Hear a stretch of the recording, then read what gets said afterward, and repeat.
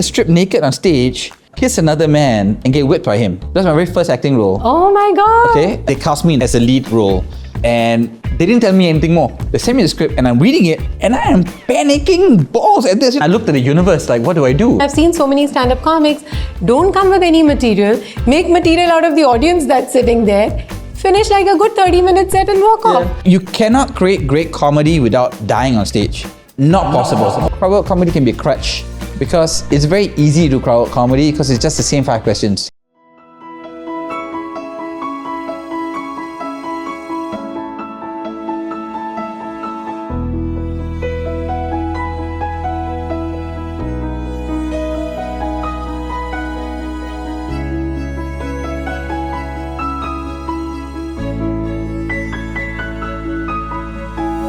Hello and welcome to the Dreamcatchers Show Season 3, where we capture inspiring stories one dream at a time. Hosted by your very own Shalima Motial. Powered by Mandar Padhye, the Resilient Investor. And Online Diet Care by Dr. Neha Rai. Associate sponsors Infinity Jewels, supported by Realty by Dipti. Homestay, property upgrades and real estate investments. Media partners Crazy Talk. Hair and makeup by Purnima. And as we promised, we'll keep getting inspiring, interesting personalities. Today with us, we have someone who makes people laugh for a living. Can you imagine that? And he's into acting as well. Well, let me formally introduce this gentleman, Prem John. He is one of Singapore's most versatile entertainers. A stand-up comic, actor, and a storyteller who can make you laugh, think, and occasionally laugh at yourself. From theatre stages to comedy clubs and screens big and small, he's built a reputation for sharp wit, clever observation, and a whole lot of heart. Please help me welcome the hilarious Prem John. Welcome to the show. Hi Charlotte. Thank you for that. That's an amazing intro. Yes, feels great, right? I feel need to hire you for my own PR purposes there. Please do. All right, so let's start with, when did you first realize that making people laugh could actually be your thing and not just a moment but a calling? I was sitting in a show watching Rishi Putrani do his comedy show, and I was sitting in third row. I got like good tickets. I was watching him, and I was thinking to myself, watching it, say, hey, you know what? I can do this also, right? How hard can it be? After the show, I go and talk to Rishi. Say, hey, Rishi, listen, big fan. I like your stuff.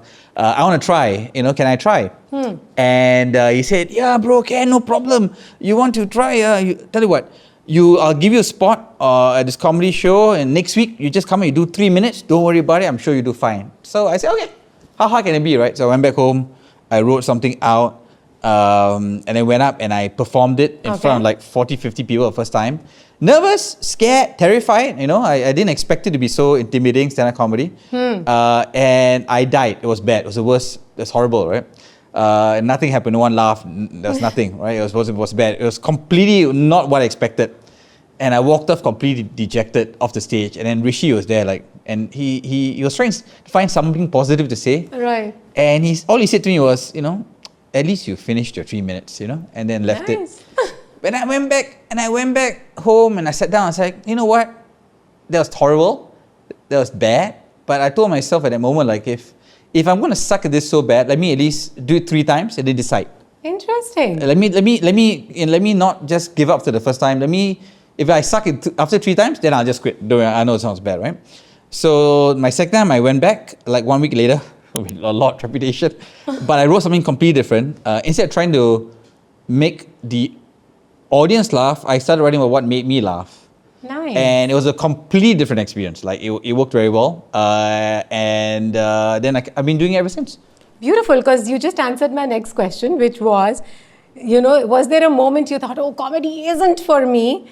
And then what pulled you back in? And you answered saying that, let me not give up before trying 3 times. I think, I suffer from imposter syndrome a lot. I have a very bad, I do. And it's partly the reason why I don't post anything. So sometimes, I don't think it's good enough. I'll want to make sure it's perfect.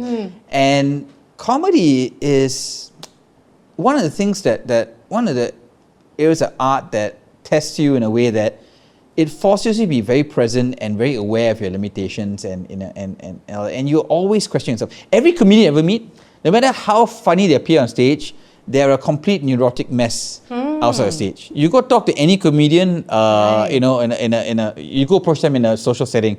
They're some of the most anxious, some of the most neurotic, some of the most paranoid people. The worst thing you can do is invite 10 comedians over for dinner. It'll be it will not be a funny conversation. It'll be a very morose night, you know. You serious? Serious, I'm serious. I mean, so I run ECC and I hang out with comedians all the time, and yeah, you know, only comedians can really understand other comedians, like, because our minds, after a while, you just see the most. You are trained in a way to find a situation and then take it to its you know, to the most extreme, and you explore that, and then you bring it back to where most people are, right? So to find what's funny, you got to go somewhere weird first and come back, right? And when I first started talking to comedians, because I was very proper, I'm like, you know, I was like, you know, I came from a corporate life, you know, professional, all that.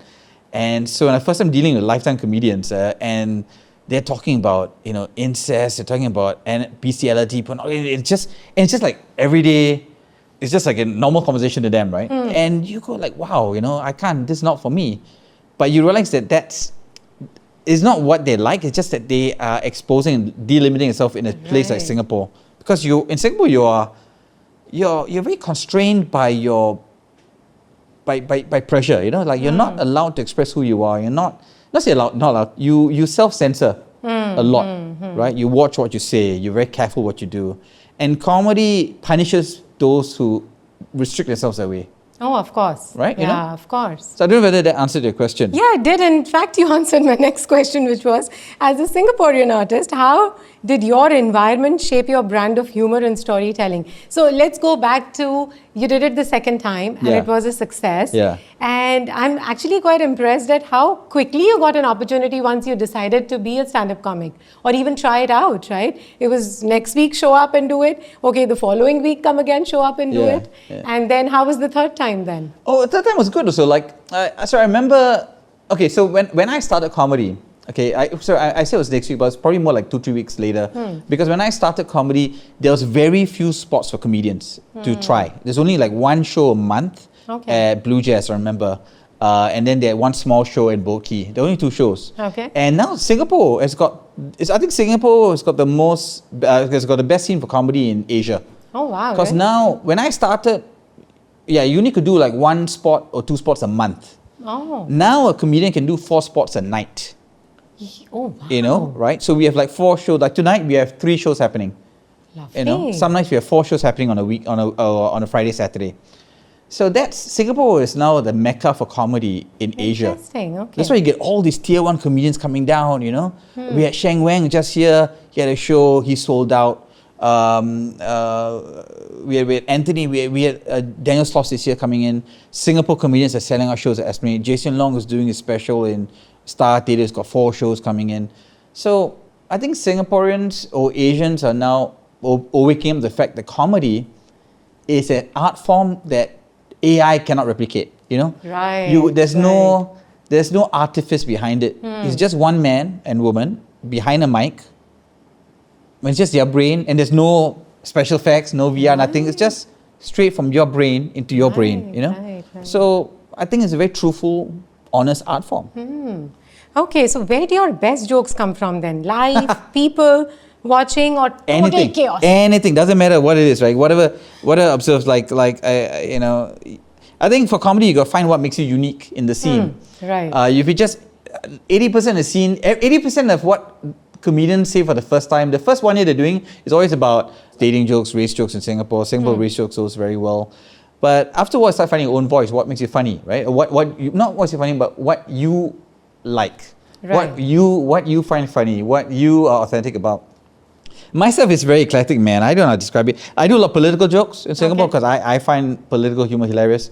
I do a lot of weird science jokes, animals, history, because I've always been a history buff, and I like exploring power dynamics, So, but I could do a joke about my cats, It doesn't matter, right? So everyone's got their own niche in Singapore. Right. And so how do you walk that thin line between being funny and saying something meaningful on stage, especially when you mentioned you're into political jokes, right? Yeah. So how do you draw that thin line between, being funny and then saying something meaningful on stage? Okay, they try to be funny for the sake of being funny, right? Okay. And it's very easy to be funny for being funny. Like you could just get out there and do some crowd work, talk to them, point out, hey, what's your shirt? Oh, where do you get the shirt? Such an ugly shirt. It's really that bad. Or you can also do comedy where you can shift their perspectives, change their perspectives, right?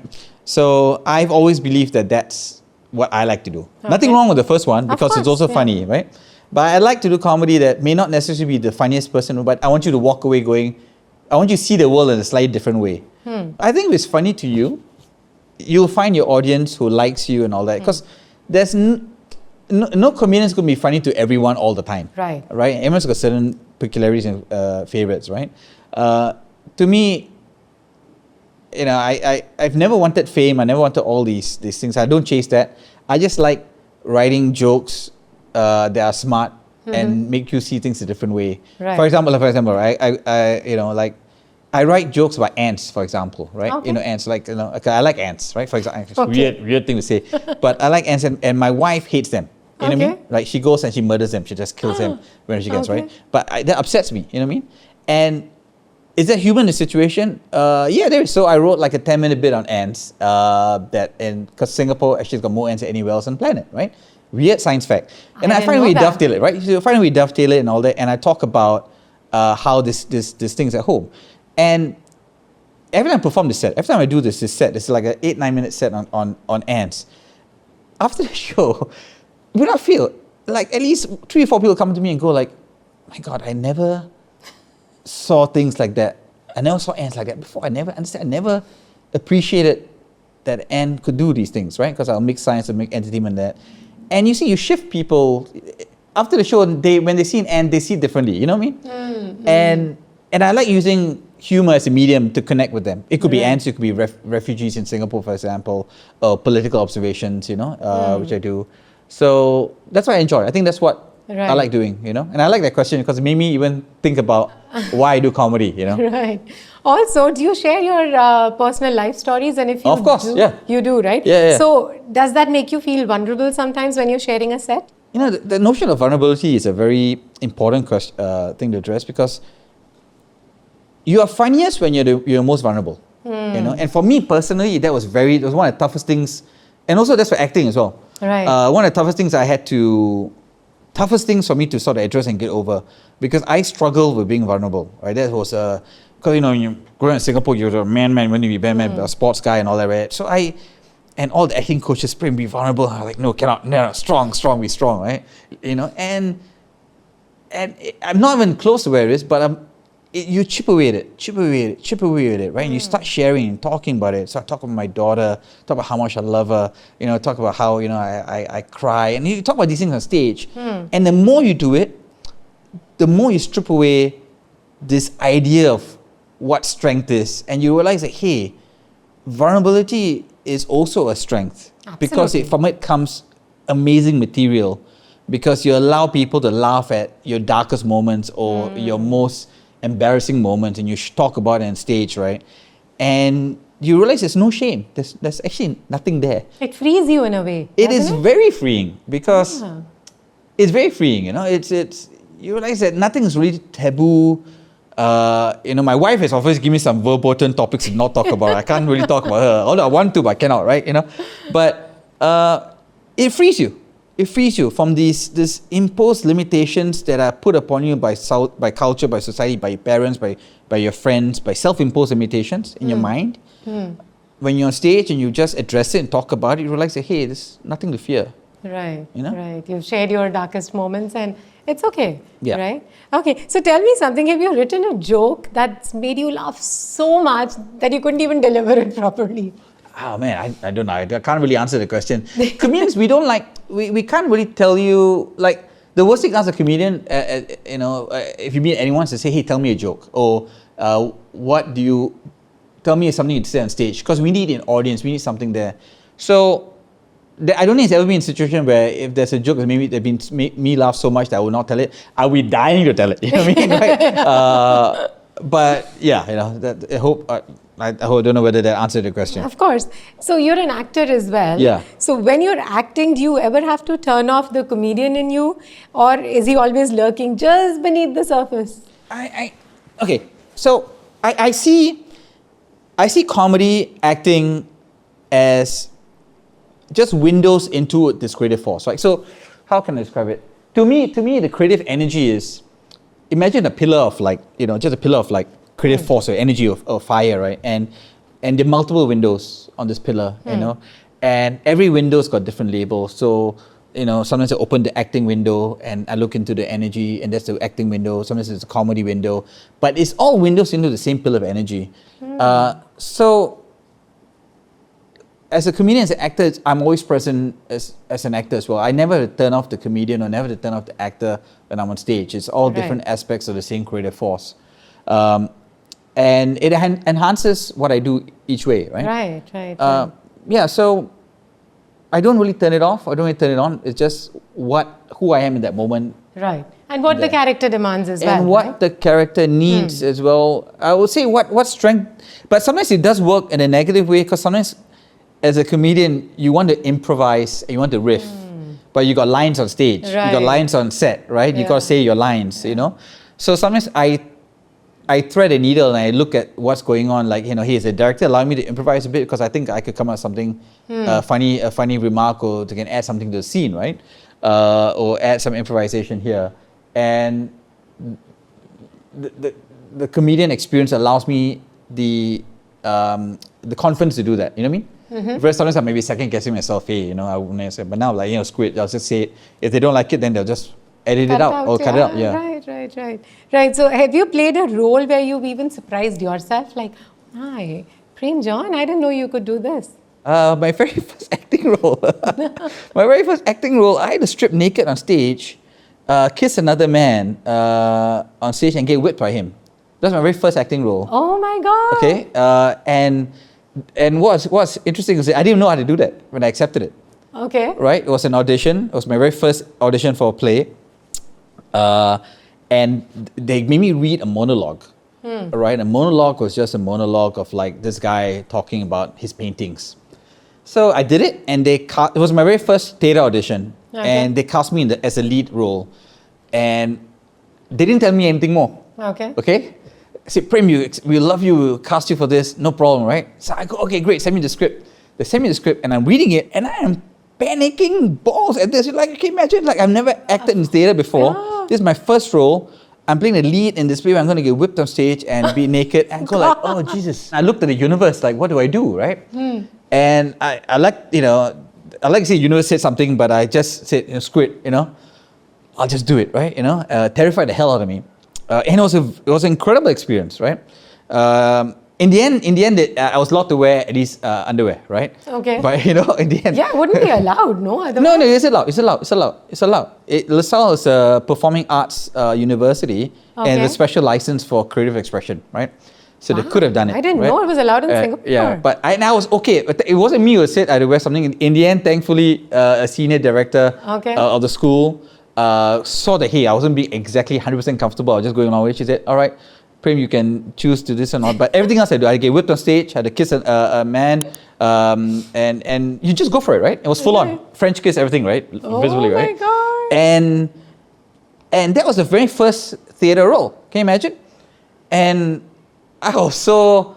After that, I was like, you know what? I'll do anything, Exactly. There's nothing left to explore now or be scared of. Nothing else to be scared of, right? So what gives you a bigger adrenaline rush, being an actor or being a stand-up comic? Comedy is terrifying. Okay. I'm not going to let you here sit and pretend and tell you it's the easiest thing in the world. It is absolutely terrifying, but I feel everybody should do it, right? Because it is... You are on stage by yourself without any support, and it's an incredible feeling, right? Acting is a different kind of terror, it's a different kind of terror. I say I love both equally, I can't really choose between two. Okay, so it's like two eyes, right? Yeah, it's you don't want to pick one. It's very difficult for me to pick one or the other. Right, so what's something your audience doesn't see? The hardest part of being a comedian and an actor in Singapore? Oh, that's a good question. What's the hardest part? Because see, both stand-up comic and actor sounds very nice, glamorous. Oh, people come up to you, appreciate what you're doing. It's entertainment, right? But what's the hardest part which the audience doesn't know every actor or stand-up comic has to go through? I think when you see a stand-up comedian on stage, I think people, I think people don't see the amount of work is taken to get there. You know, and if something isn't funny, and they're trying something new out, you know, and they go like, oh man, this isn't funny, not working. I think they don't really understand. People don't really see the work that's gone into getting on stage to doing jokes, you know.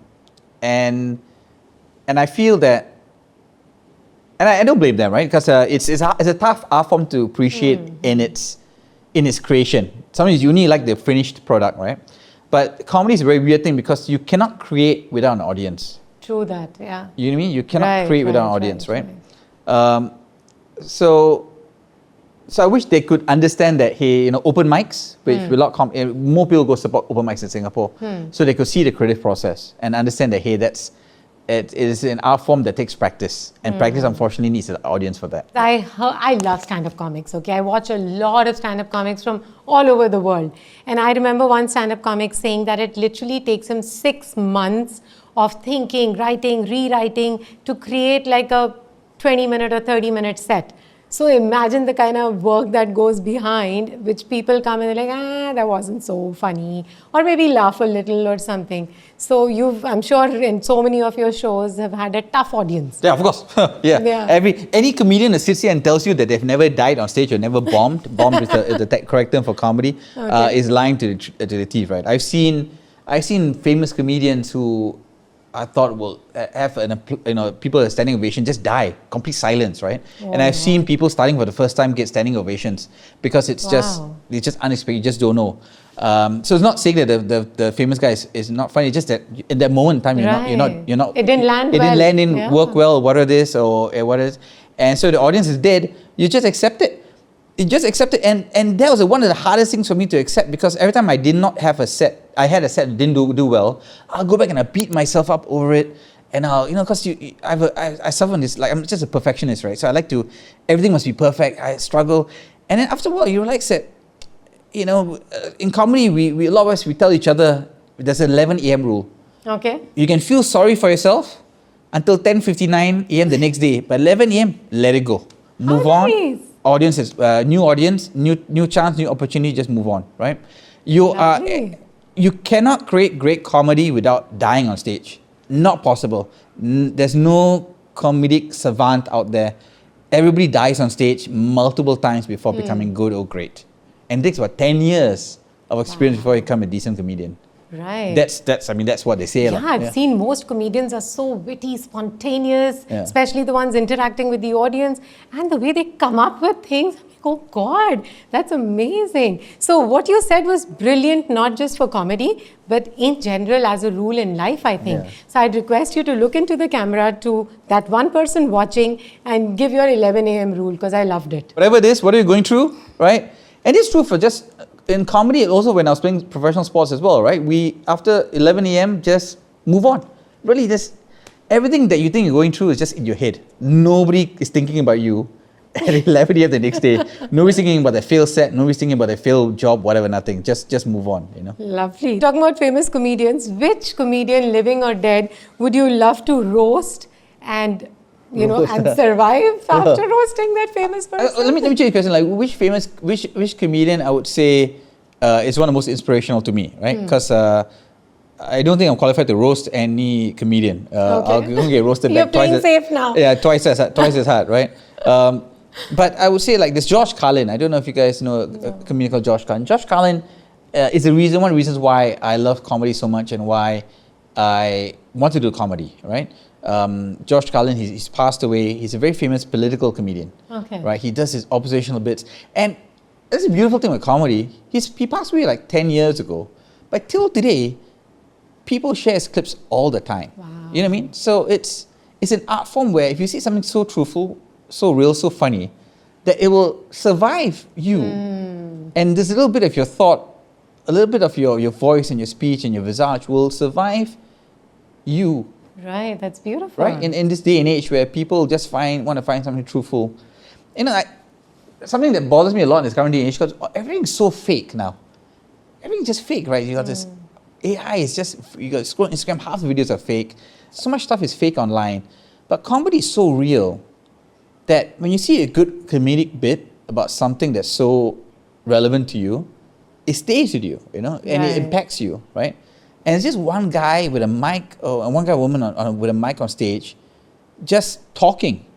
And that's more powerful than $100 million of AI-generated hardware sometimes. You know what I mean? Absolutely. Right? Yeah. So I wish more people come and watch comedy in Singapore. Yeah, I think they do. The stadium's full of, Yeah. you know, especially people like Trevor Noah, Max Amini. When they go, the halls are full. Yeah, but I'm talking about the Singapore comedy scene. So, people do, don't they? Yeah, they do. But it's not like I still say comedy is still on the periphery of entertainment in Singapore. Oh. It's not really a main thing for Singaporeans to do, right? Right. Also because it's an awareness thing. They don't really know too much about it. Why don't you give a shout out? Oh yeah, come down, please. If you're watching this East Coast Comedy every Friday, Saturday in Joo Chiat, eastcoastcomedyclub.com, we run the best comedy shows across the island and the world. Can I say that? Yeah, I think so anyway. But the Singapore comedy scene is, the Singapore comedians are phenomenal. Right. Because I've seen a lot of visiting comics come to Singapore with, you know, and they just die. You know, and they're a product of their scene, because the material that they do, it works in their scene. But the Singapore comedians, because our audience base is like 50% expat, 50% locals, we've had to cater to both demographics. Right. So the material's been birthed in the experiences of our audience base, right? So it's very relatable, very transferable. So Singapore comedians should travel and get out there and get a bigger platform. Right. And please come and support them if you can. Yes, please go support the local comedians here, all local artists for that matter, right? So tell me something, if you could trade your life with any other performer for a day, stand-up comic, who would it be? Oh man, in comedy? Yep. In comedy? For a day? Man, I don't know. I would say Bill Burr. I think Bill Burr, the comedian, has a fascinating life, because this guy just wakes up. He wakes up in the morning, has his coffee, goes to his podcast, right? And he just records stream of consciousness nonsense for 2 hours. And it's the top 10 podcast in the world, right? And he gets to act in Star Wars. And he just plays himself. Will Burr just plays himself. And he's the best thing in the show, The Mandalorian, in the episode, he just steals the show. And he's just, no bullshit. He just talks about life as it is. So I think that's what I'm aiming for, you know? Okay. Right? Because I feel that I still self-censor a lot. You know, I still struggle with being very honest with myself and with the audience, right? And I think that's a journey for all comedians to go through. Just strip away till you just get to the raw kernel of who you are. Right. Do you do audience interactions as well in your shows? I'm not very good, but I try. You try. Yeah. And you always talk about trying things and not giving up. So Yeah. I'm sure, you know, with time you'll be like, oh, I'm so good at this, right? That I'll only do audience interaction. Because I've heard of so many and I've seen so many stand-up comics, don't come with any material, make material out of the audience that's sitting there, finish like a good 30-minute set and walk off. Now this is a very divisive topic in stand-up comedy right now, right? Because there's what you call crowd work comics and comic comics, right? Okay. And some comics don't like crowd work, and they look down on crowd work comics. Oh, is that right? To these pure comedians, crowd work comics are not comedians because they don't write any jokes. Right. They don't write any material. Just come in and just talk. And some of them really destroy the crowd comics when they try to question what they do, right? I lean more towards the purists, but I appreciate good crowd comedians when I see them. But I feel that sometimes good crowd comedy can be a crutch, because it's very easy to do crowd comedy because it's just the same 5 questions. Hey, what do you do? Where do you meet? Is it your first date? Oh, what's your shirt? Oh, tell me about your job. And then that's it, the same format, right? And you find something funny, right? Whatever they tell you, oh, I work in computer programming. Oh, computer programming, are you Indian? If you're not Indian, you're taking jobs from Indians. So it's just very formulaic, very simple stuff. I appreciate great written jokes because I know the work has gone in. You know, like one of my favorite comedians right now is this Chinese-American comedian called Sheng Wang. Guys, watch Sheng Wang if you ever get a chance. Just brilliant written comedy, right? Zero crowd work, but some of the funniest material that is in the scene today. Wow. So I like a combination of both because for me, I think crowd work is spontaneous. Yeah. You need a lot of presence of mind to come up with something so witty, so instantly on the spot, right? So I've seen some of them not stick to the 5 questions you're talking about and still do a fabulous job with it, but to each his own. You tell me, how do you keep evolving creatively when the world and humor changes so fast, right? Like this crowd thing, then there are stand-up comics who are original, then there's something new that comes up tomorrow, then things are changing. And stand-up comedy has also evolved so much in the last couple of years. Earlier, it wasn't a thing, right? I feel that if you use it as an artist, and this is separate to comedy as well, if you keep trying to follow the trend or the fad, or then you're never going to get anywhere. And I think the most original or the people that we all look up to are the ones who have stuck to who they are and said, this is who I am and this is who I'm going to be, and they've kept true to themselves, you know. And I think that humanity and the authenticity will shine through no matter what. And if you keep chasing that shiny thing down the road, then I think it's very hard to really unearth the gold that's inside you. You know what I mean? Right. So I feel I think the question I would ask is, like, what can you do every day to be true to yourself in a world that's constantly changing, constantly trying to for you not to be yourself, you know? That's trying to make you buy this or say this or do this. How do you be true to yourself? And I think that is a question that I ask myself all the time. Right. And I try to answer it every day. You cannot do good comedy without being an empathetic individual, right? Because comedy is a study of the human condition, right? And you got to be empathetic to yourself and the things around you to see the humor in it, and then to relate to other people so that they can relate to you, finding this funny. You know what I mean? So I think comedy needs empathy. I think there's a pretty unexamined aspect of comedy. Everyone's trying to write the killer one-liner and all that, but I think empathy for your audience and empathy for the world around you makes you a much better comedian. It's my personal view. Yeah. Right. Yeah. I've also noticed that some of the stand-up comics really talk in a very derogatory fashion with their audience.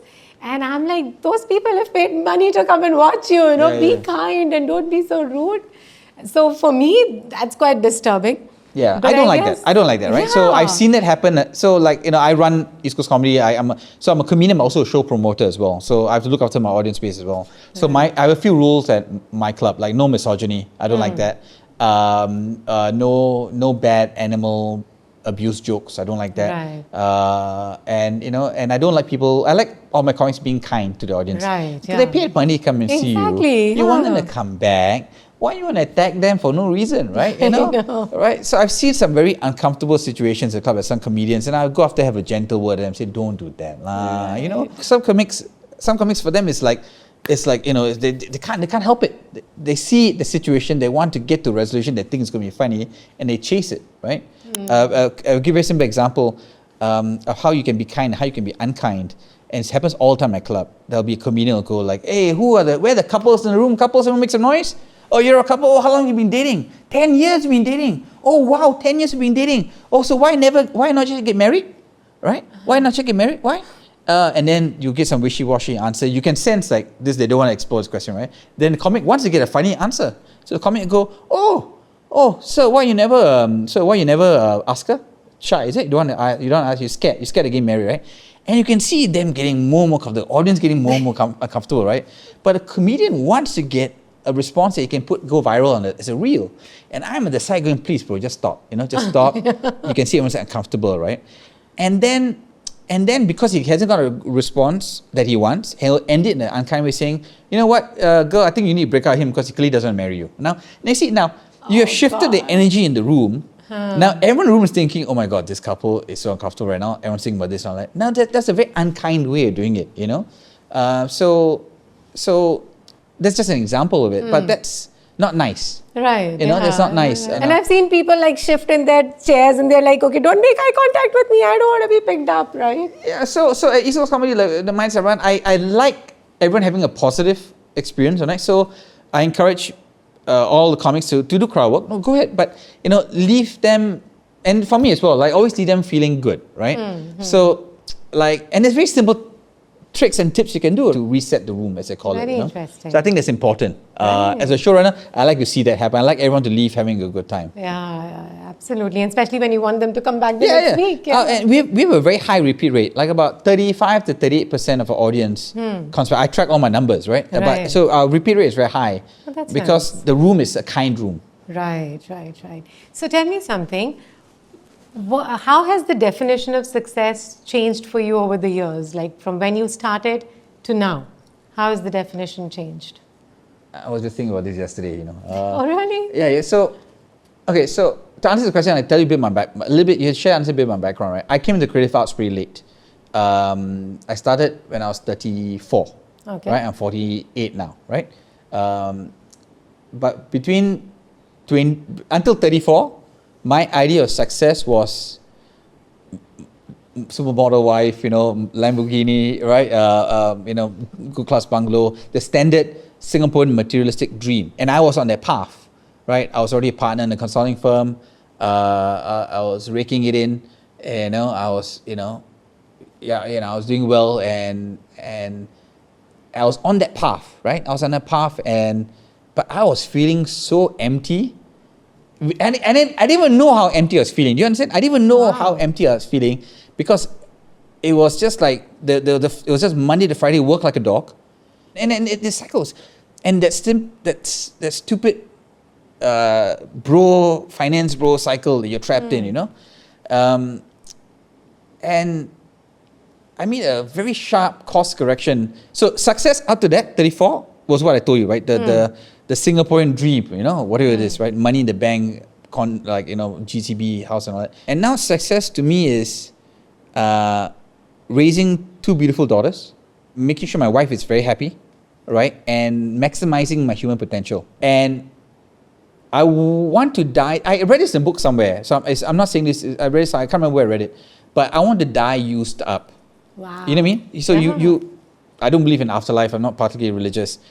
So you leave as much as you leave nothing behind. You have used up all you can, all your potential. and you maximize what you can, right? Right. I don't live up to this every day. I'm not some avatar, not some angel. I try. I try and remind myself of this every day. That's lovely. And it is such a coincidence that you say that, because I was talking to some friends yesterday and I was telling them that if I give you my phone and I ask you to take care of it, you make sure that, you know, it's taken care of. You might be careless with your own phone, but you will take care of mine. So similarly, each one of us has been given God-given talent, right? So it is our responsibility and duty to use that talent well and let it not go for a waste. Exactly, yes. And so, you know, if we say, oh, I am so talented, I'm a fab actor, that gets ego in, right? But if we say that this is a talent given to me by God and I must use it to its fullest potential, then the beautiful art comes out of it, right? So I totally believe and understand what you're saying, and that's really lovely.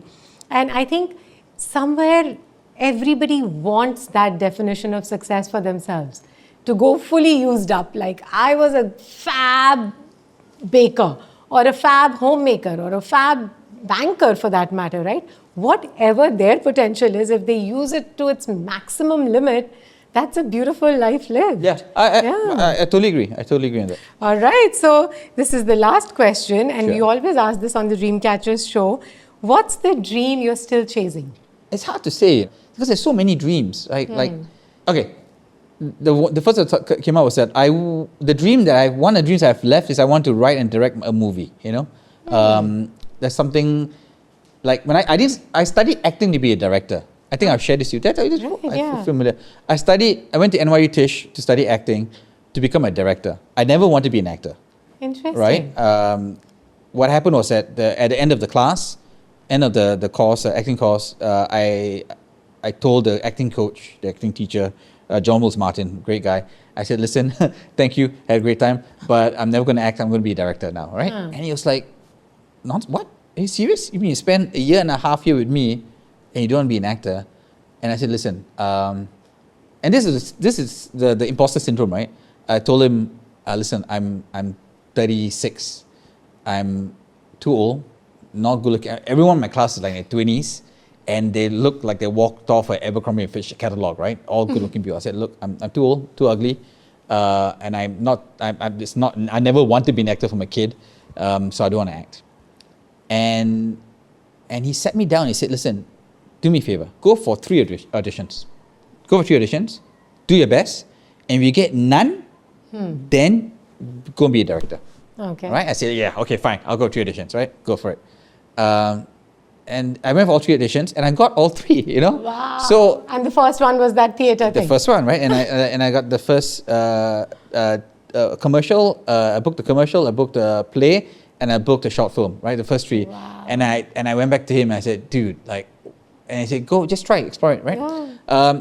So I'm not particularly wedded to being an actor. It's not something, I do a lot of acting, but I'm not particularly wedded to it, you know? So the dream that's left on the table now is to write and direct a film, which is what I wanted to do when I studied acting. Cast me. Well, I actually in the midst of writing something, but it's a very gritty crime procedural set in Singapore, right? Okay, don't make me die in it. Body number 2. No. Okay. So I'm hoping this is a dream that I hope to achieve, man. And now that I said it out loud, now I have to do it. You know what I mean? Yes, absolutely. That's a great thing about speaking these dreams out, because you will it into existence. Yes, and I'm a great believer of that, right? Because in my don't room, forget the couch where you manifested it. yeah, Lovely, and we wish you all the best. Thank you so much. I appreciate it. Thank you for having me on this. Thank you. Absolutely. Okay, now for some fun rapid fire questions. Sure. Don't think too much. First answer that comes to your head. Uh-oh. The Careful, funniest person you know besides yourself. Rishi Budrani. Okay. Your guilty pleasure, TV show or movie? TV shows. Yeah, addicted to them. The weirdest thing an audience member has ever said to you? Come home with me.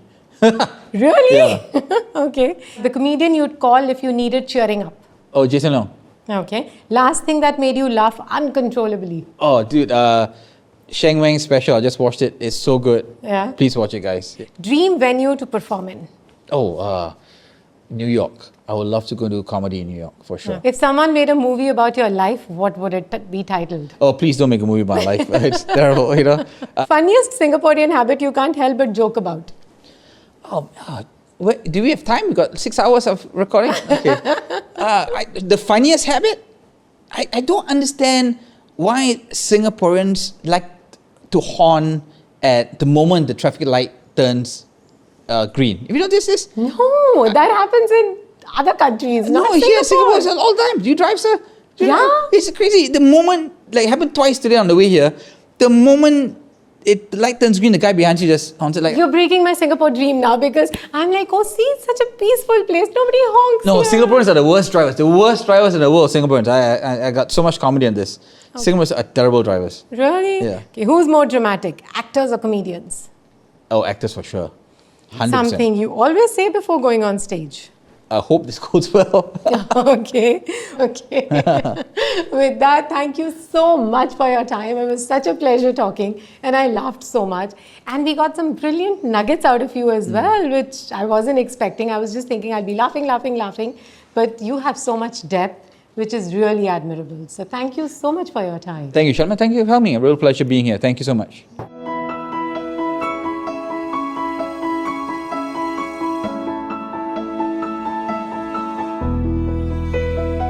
There's one whole sex scene where I get, I'm kissing my lover, and the stage instructions is he's naked. They're both naked on stage, in bed, right?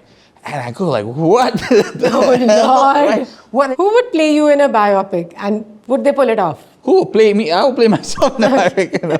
Nobody can pull it off. I know. Who will play me? Let's get Will Smith in it, man. At least I can tell my wife Will Smith played me. You know? Yeah.